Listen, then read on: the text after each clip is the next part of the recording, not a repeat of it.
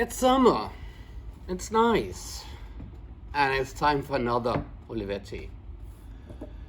I don't quite know how to start this one, and it's not disgusting. This is why I actually can lean my hand on it.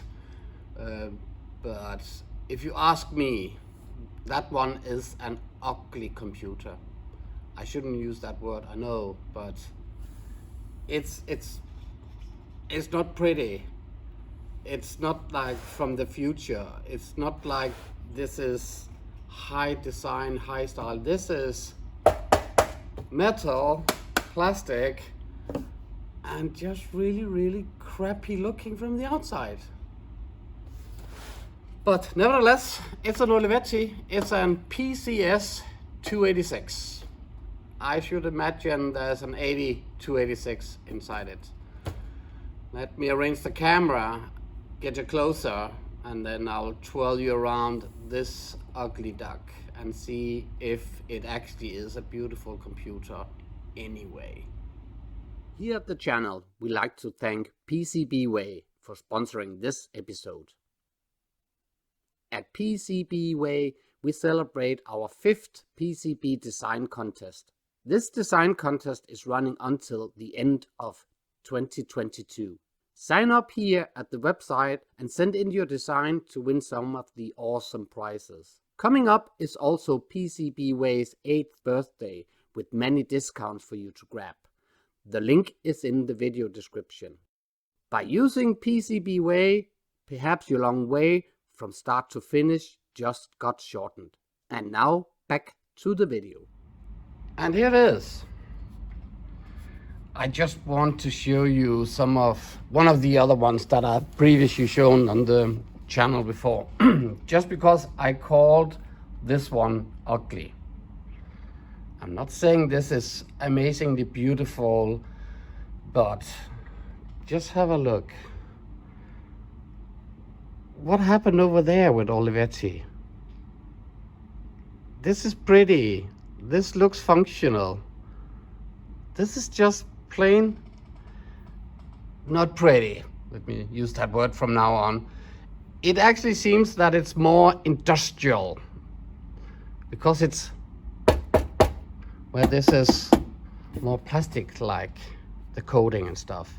But in the front, I took up this Olivetti because, as you can see, it kind of like has the same grill down here where you can see there are holes in, so it can have some airflow in. What happened over here? There's no holes, no airflows at all. It's just one big plastic hole, but it's the same thing. But okay, let me just briefly take this one away and let's have a twirl around this Olivetti computer. So up here we have the naming plates, the Olivetti PCS 286. And in front we have can't call it a grill, just let's call it something else, I don't know. But it seems that we can have two 3.5-inch floppy disk drives or something in here. Maybe there's even a hard disk in this one. If I turn it a little bit around, we can see we have some grills or some airflows up here. And then we have these three. They must be expansion, right? If we turn it around into the back, over here we have let me zoom in a little bit. So this is the printer port, this is the parallel port, this is for keyboard PS2, this is mouse PS2, here we have a VGA monitor. Can't tell you quite what it is, but I tried to poke inside this one because I thought maybe this is a reset button. But it's not. And this one is something plastic up here. So we'll have a look at it once we figure out how to get inside it. Then we have some power in and some power out. 220 to 40 volts and 0.5 amps max. This is actually a Danish one. So apparat må kun tilkobles jorden stikkontakt. So the computer can only be allowed to be connected if you have ground connection. So that's this plug, the third one up here. On the last side we have the same grill as on the other side, but here we have the on and off button. And then we are back. Before I open it up, I just want to explain to you how the back is. So let me lift it up a little bit. And the reason I have this is because it has ruined my table completely due to the lack of 1 feet. So the screw, and I think they are not high enough, the other ones, 3 other ones. So the screws have ruined my table. But nevertheless, we're missing a feet up here. And here we have the serial number S022670. The model is called PCS 286, which we knew from the beginning. So, sorry, let me put this back. And let me find a screwdriver and unscrew this one and unscrew this one. I also saw there were screws here on the sides, 4 of them, 1 over there, 2, 3, and 4. So maybe we need to attack that also. But let's start unscrewing those 2. So let me fix the camera and find a screwdriver. So let's see what gems we have in this computer. There's 1 screw, and over here we have another one. I must say I'm very excited to see what's in there. So does it come off now? Oh, the plate. Okay, I see. So this whole back plate maybe comes off. Yeah, there we go. So all of this comes off. Let's have a look at this. Okay, so this is some lightings that can go through some LEDs and can come out, sorry, on the other side. Let me put it away and let's see where that light comes from. If we look inside, and I can tell you, I don't see anything. Okay, so this was here. So in this area, there should be some lighting, I will assume, but there's none. So no clue. But I can see we need to unscrew the back. So let's do that also.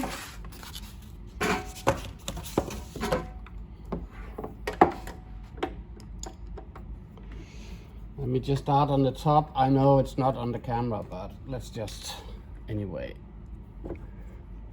So like this. Almost lost that one. One down here. And the last one on the other side. Oh, that screw is not good. There we go. I will assume, let me do this. I must assume I just need to lift up the computer from the casing. Or what? No? It must be able to lift it out somehow. Is there more screws? Are there any screws? Oh, sorry. Okay. So don't lift the plate, the actual computer, just lift the cover. There we go.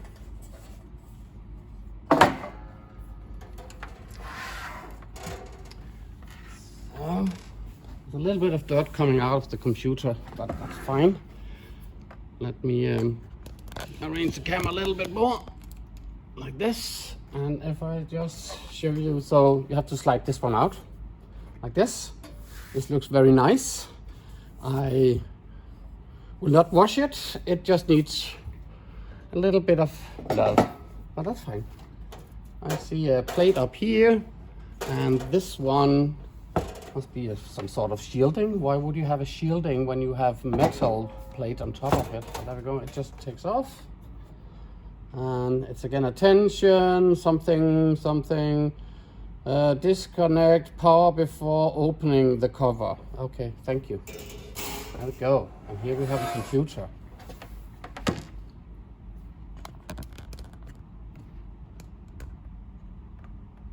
Like this. So we obviously need to look at the power supply. This is the first time I'm seeing any of these, this kind of model in this casing. So this is gonna be a journey for both of us together. How should we approach it? I will assume, usually you just start by power, right? Yeah, so I think I see a screw here, I see a screw up there. Let's do that. Which can be lifted off. This down here can be lifted off. Okay. So I see a lot of power supply. So power comes in down here, goes through all of this and into the actual power supply here. Here we have two reefers. It's gonna be fun. So, okay. I will assume if I look at it, the two screws here, and on the other side, I see two other screws, and I see kind of like the same pair of screws here. And if I turn this a little bit around, this is obviously a razor card, and that seems to be connected to the motherboard down here. So I must be able to lift this area out. This power supply, sorry, should be able to be lifted out, maybe together with this. So let's start with these two screws and those in the other side.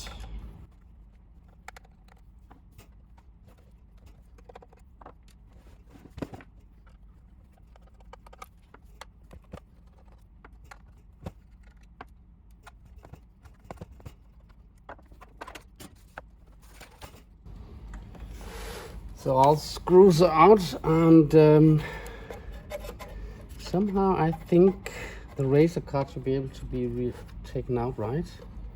What about all of this? I think the razor card. But then again, I also actually see another screw here.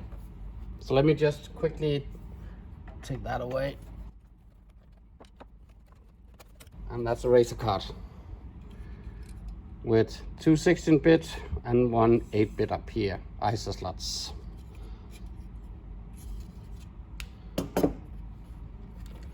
So can the rest of all of this be moved out? I actually think so. So let me, sorry. There's also a hard disk. So we have a floppy disk and a hard disk, I see. Let's come back to that one. But let's disconnect the units from the board. I think that's it. And then maybe we can lift it out. Let's try.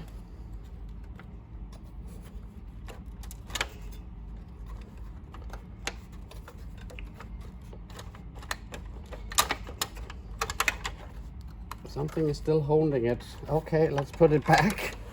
Okay. So there's power coming in. So from this area, power is coming in through here and down here. So this one is brown, this one over there is white, and this one here in the back is red. So let me find something to take them out. Like this. And now I actually think that the whole unit, almost the whole unit, can come out. Just the power going to the actual board. And once again, this is Olivetti's own proprietary AT power connector. So let me let's see if I can get it out without breaking anything. There we go, like this. So let's see. The power supply looks actually very fine. It's very dusty inside. You can also see here maybe if I do like this. So, but at least we have a corner hard disk. And if we have a look at the corner hard disk, there's again a stamp on top of it, but this says CP30 and I think it's saying 24. CP3024 from Corner.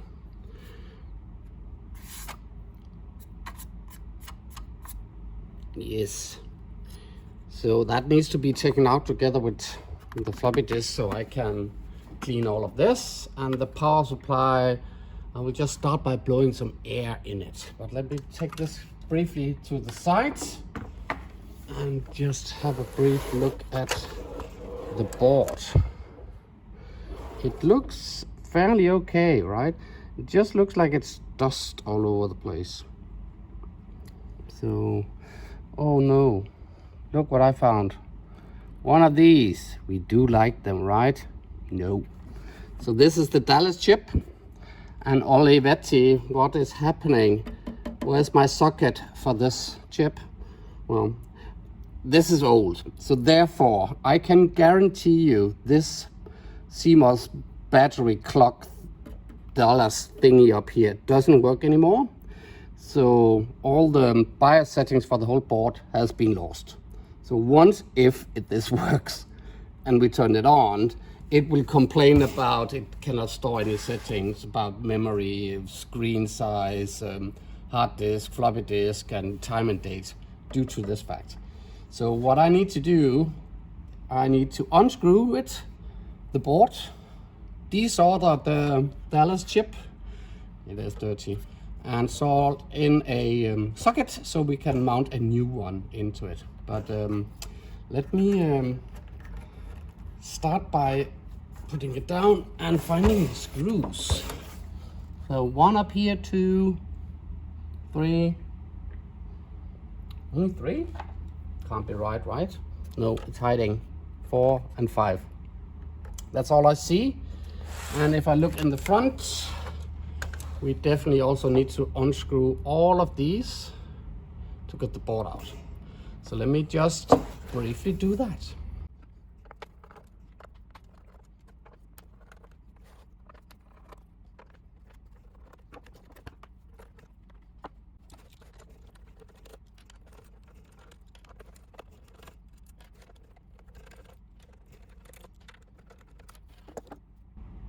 I think that's it, right? Let's see if the board comes out. No, there's still something. Oh, wow. I found another screw down there. So let me just quickly take this one out also.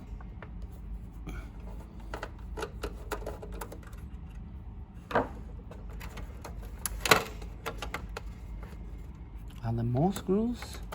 Nope, that's it. One board out.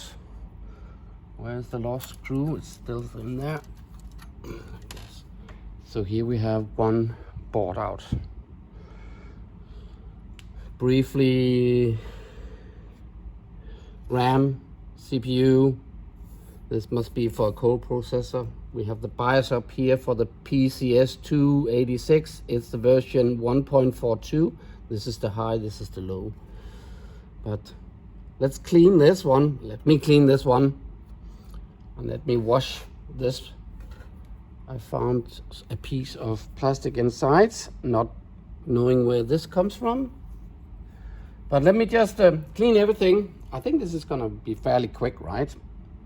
And then we will test the power supply. So I cleaned all the casing and that should be nice. Let's have a look at the power supply. Before we look at the power supply itself over here, let's just remove this because I haven't cleaned any of this. So let's see. Okay, so it's mounted on the back, right? For the floppy disk, 1, 2, 3, 4 screws. For the hard disk, 1, 2, 3, and 4. So that's another screw out some screws time.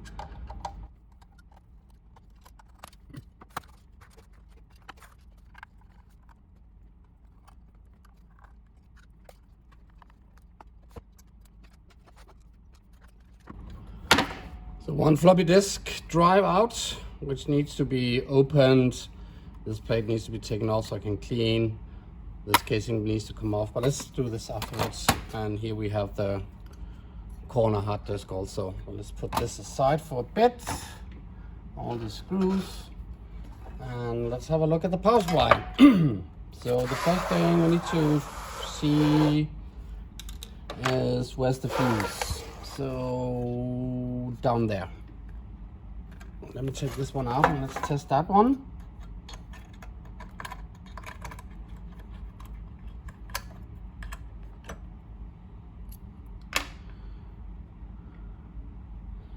So if I have a look at the fuse, this is saying T1L 250 volt. Yes. The fun part of this is that on the board itself it actually states T2.5 amp. So why is this saying T1L?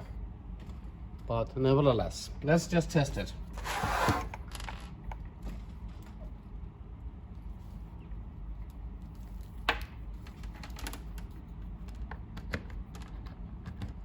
Putting this to continuity. Let's see. Yes. So, well, sorry. There we go. Let's test. It is beeping. So it is working. Nice. I've blown air into it, and whilst doing that I also sniffed a little bit around, literally, to see, or no, to smell if I could smell any leakages of the capacitors, and there were no smell. I also have seen that none of them are bulging, none of them are leaking as such. And let me just give you a closer look. So the board and every components are actually very nice. There is nothing that is kind of like alarming, so I am willing to test. But obviously we need to take this a little bit away and then bring forward the back of the bottom of the cabinet, because we need to hook these cables into the power supply over here. And they go up there. So how can we manage to have all of this at the same time? I would say like this. And let me just fix it a little bit better so everybody can see. So, and then let's figure out where these belong over there. And I do recall that this is brown, the one in the back over here, that's red, and this is white. So let's plug it back in. So let's start with the red one in the far back to the left from us.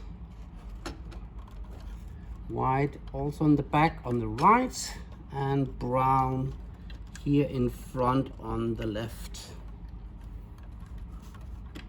If I can find it. There we go. I think, right? Yes. All in. So where is the actual power coming out? It's over here. We have the Molex connector for the hard disk and the floppy disk, and we have the AT power supply cables here. So if we just do the Molex for the hard disk, it has no color coding at all. There are 3 gray ones and 1 is black. Again, Olivetti, what are you thinking?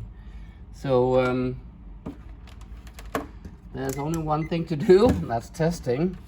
Ground is always in the middle, so I don't know whether 5 volt is on the left or the right. So let's do on the right here and see whether, so this is, I'm connecting one gray to another gray. So let's do this, and let me go over there because the power is there. Let me hook some power to it.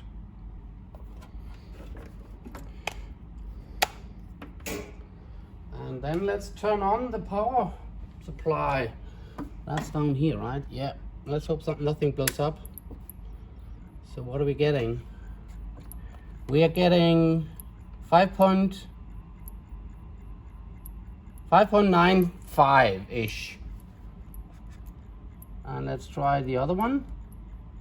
This should be 12 volt then. This looks weird.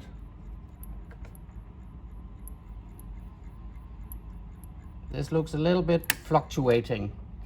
So I could think we need some, I don't know this power supply.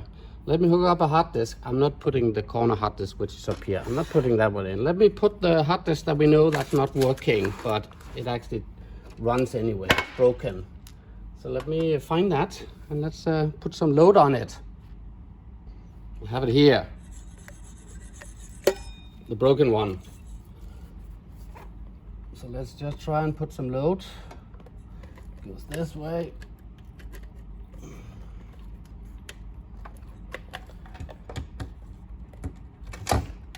And let's turn on the computer again.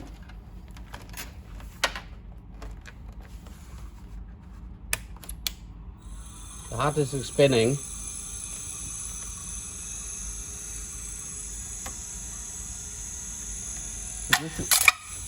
It's just the hard disk, no sharing. So this should be 5 volts. On the other side, it should be the 12 volts. So this power supply definitely needs some load. I'm sorry for the bang, but that's just the hard disk. So this power supply, if you want to test this one, that definitely needs some load in order for you to test the rails, or else they will fluctuate. So again, sorry, bad computer, Olivetti. Let's put everything back and let's clean the floppy disk drive after. So with the power supply tested working, I think we need to just open this one up and see what's inside see what the state is of the floppy disk. So let's peel off the metal plating here first.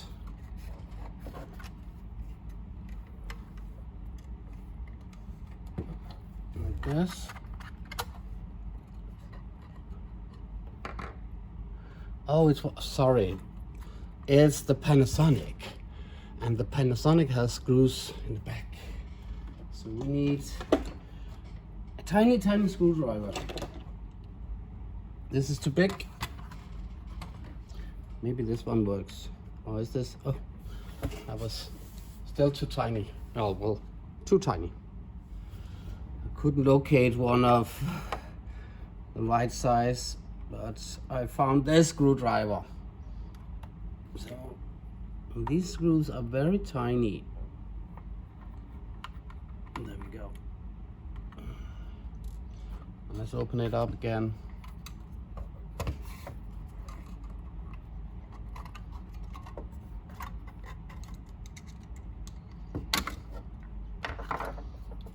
There we go. And here we have one floppy disk drive. It actually looks pretty, very decent. So the stepper motor over here is lubricated as it should. I don't see any unnecessary grease or gunge or anything going on. So I'm actually very happy with this one. But nevertheless, let's clean the heads, right? So my PA and some cotton tips. And if we lift up the head like this, very carefully, don't overdo it. Once again, when you clean the heads, always do this. Don't do like this. Just stroke it like it's a kitten.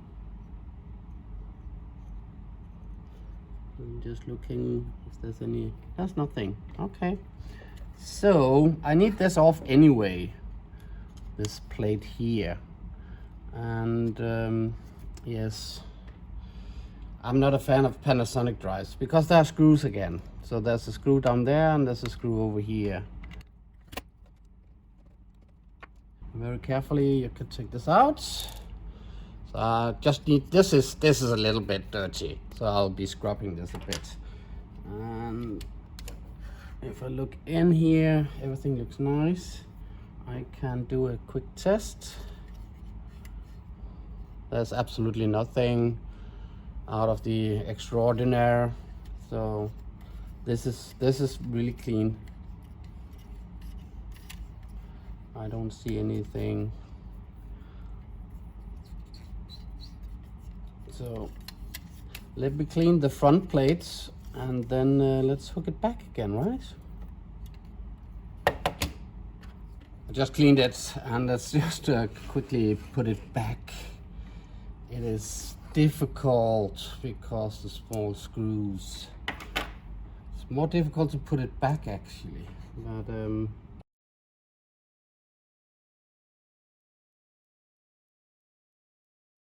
all good.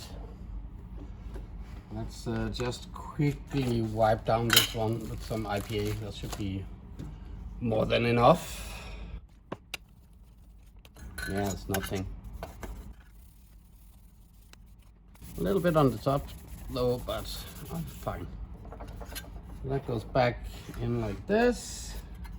Remembering I have 2 screws on the back.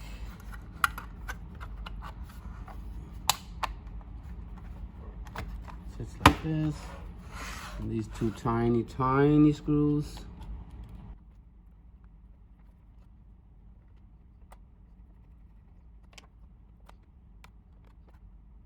Go. Let's mount all of this back again where it belongs. So let me find the hard disk, turn it around like this.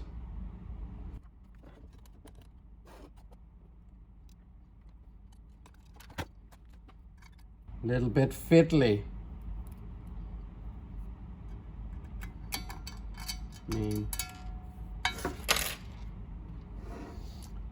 Olivetti, what were you thinking? That's a crappy design.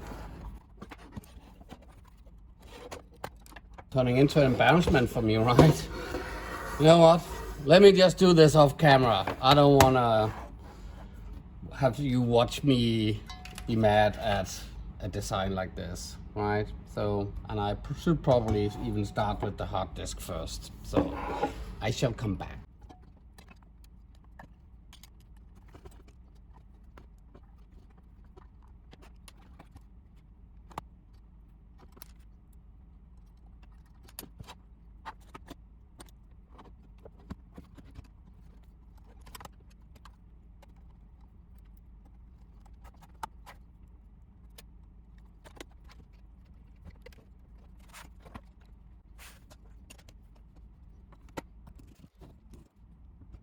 So I think it's time for us to attack the Dallas chip. Well, before we do that, we probably should just turn it on, right? So if I bring forward the power supply again, we should be able to hook the power supply up to the motherboard, right? Over there. And if I then connect, let me just hook it in there, and just need something underneath this. But if I then connect a VGA monitor here, probably don't need, well, let's do a keyboard also. And I think we're gonna struggle a little bit because it's gonna be a tight fit. So I should be able to do this over there. And power supply over here, because I need to hook all this back again. So we had red in the back and white. Let's just do that. I'm coming in with the monitor here. I will fix the video once I hooked all of this up. That's the power for the monitor should actually be able to be put in here, because this is a power out. And the VGA cable can go in front. It's going to be a funny tight fit, all of this. We just move this a little bit further away so we have a better view at this bad setup, but it's okay, right? So let's find a keyboard. We just need to investigate where the keyboard sits. This was the back plane, monitor, mouse, and keyboard. So that one is the keyboard.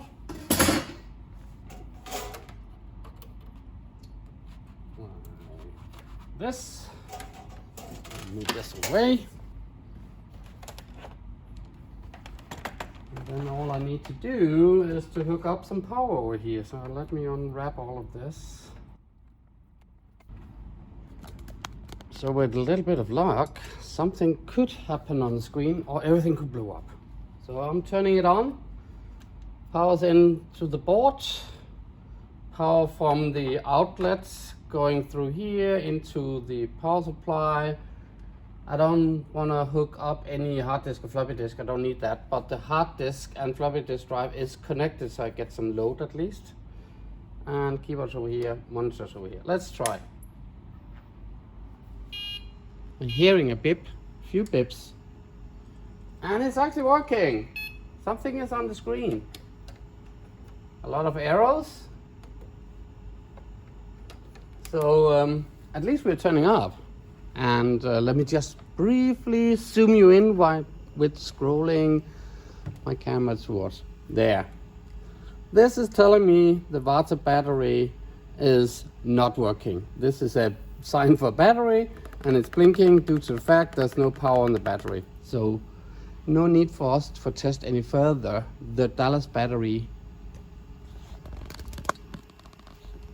This guy over there, that needs to be taken out. So next up, desoldering Dallas battery. But at least now we know the computer is running.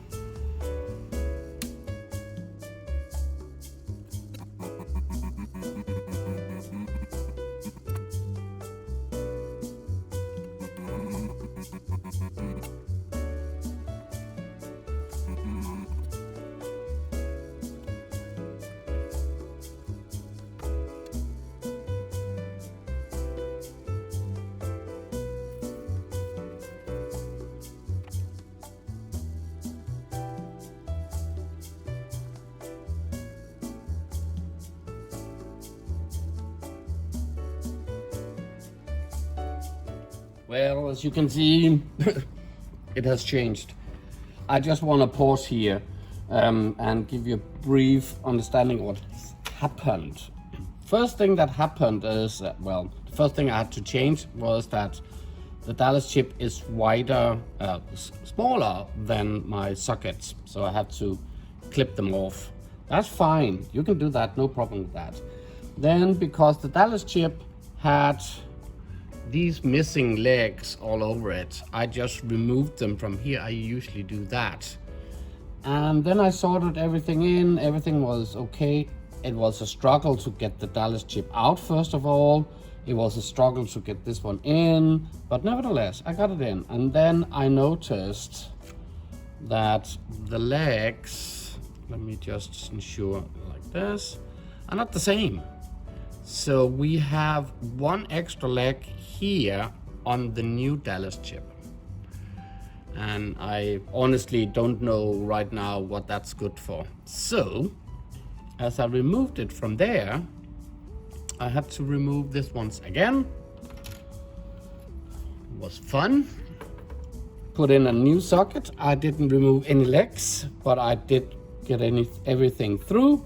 So now I should be able to put the new Dallas chip in if I don't have bent all the legs.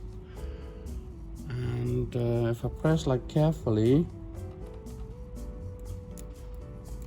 I think it's easier if I lay it down, but it should now fit. Let me just get all of this out. It was really painful to solder, and it's not my best solder work that I've done, but it is what it is, and we need to carry on. So let me get this one in like this. All good. It's back in again. This is the back side. As I said, I'm not so proud of this. It's this one and this one over there, but it is what it is. So let me just clean up the table and get everything back into the cabinet. So let me put the motherboard in, the power supply, the disk drives, and so on and so forth. Combine it. Let's hook up some power and let's see if we can get into the BIOS.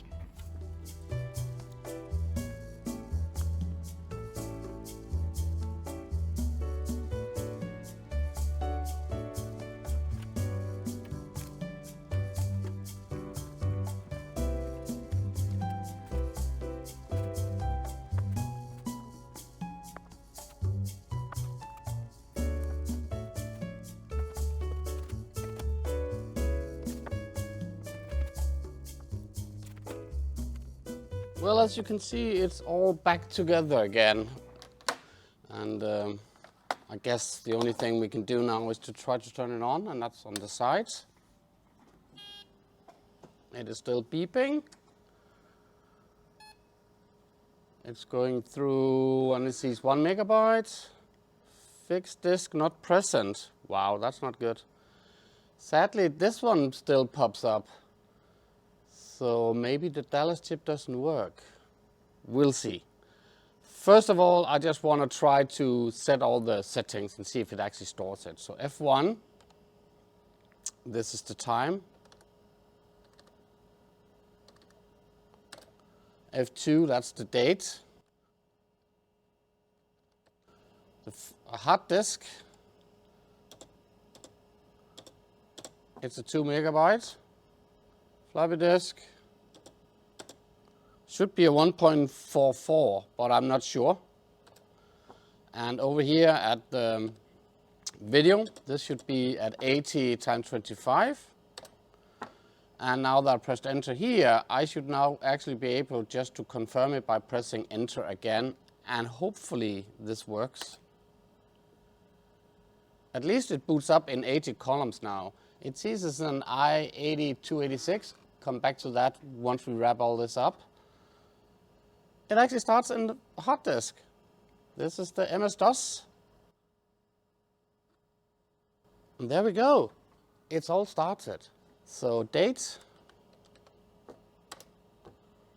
Keeps the date. It's in Italian, all of this. Although the label on the bags was written in Danish, so that's a little bit weird, but then again. So I will assume we should just try to close it, well, shut it off, leave it, and then I'll come back to you in a few more minutes just to see if it actually stores the battery value for the date and time. Let's try and turn it on again. I moved everything a little bit closer so we can better see the screen from now. It's still beeping. I see no arrows, so I will assume that the Dallas chip is working. It boots directly into DOS. It's very slow. And let's just briefly have a look at what's on the drive. So, nothing much. There's a DOS directory, a mouse directory, something Windows exit old, sorry, auto exit old, auto exit bad. There's a Windows folder, so maybe there is Windows. I did hook up a mouse. So should we just try and do Win?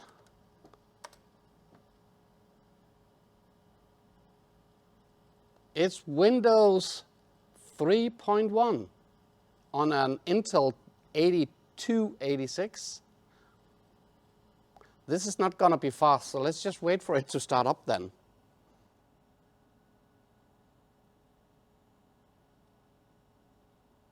And I think we're up. And it goes directly into gaming, so the solitaire where you can play card games.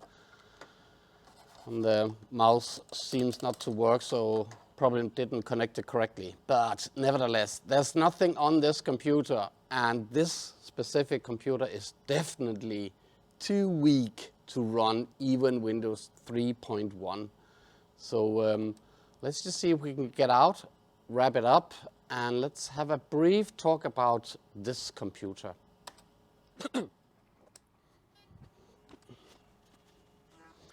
That's a computer that will just go straight to the shelves back where it belongs in a corner. I don't get this computer. But before I just briefly talk a little bit about it, I just want to tell you that the mouse was working in Windows afterwards. I hadn't plugged in the plug in the back. I'm not starting that. I just want to show you how to get into the BIOS, because this is holding down Control, Alt, Shift and Delete, which brings you into the BIOS. And it's the same thing as you know. But in here, I noticed F7, which states that this is actually running at 30 megahertz. When I opened up the computer, looked at the motherboard, I saw the clock. And that was also a 30 megahertz clock. So it's a 286 running at 30 megahertz. But Windows 3.1 is still super slow. That's the BIOS. If I then also should mention a little bit about this computer. First of all, been looking for a few weeks for any documentation on this computer, and I haven't been able to find any original documentation for this computer at all. I've seen a few comments and rumors and stuff on forums around the internet talking a little bit about it. Some of them actually said this is an AMD that's sitting inside, but it shows up at an i80 286, so this should be an Intel. I didn't show you the motherboard for the same reason that I cannot tell much about the motherboard. It's just a standard AT motherboard with the chipsets that needs to be for that computer. And it should originally have come in 3 models. And this one is the model, actually 4, sorry. So the first model is the PCS 86, which then should hold an 8086 equals to the M24. Then we had this PCS 286 with a 20 megabyte hard disk. There was also a PCS 286S, which supposedly only had just a 40 megabytes, double the hard disk size. But besides that, it should be the same. I can't confirm any of that. And lastly, there's also a 386. And I actually have that behind me on the shelf somewhere over there, which I will bring forward another time. So 4 models. I'm hoping somebody has any documentation for this computer, anything. Please write a comment. Please contact me on my email. I think it's very important that we are able to dig up more information, the schematics and settings. I don't know anything about the jumper settings, for instance, for this computer. I did rip out the BIOS, the high and low, and I have made the usual dumps of them.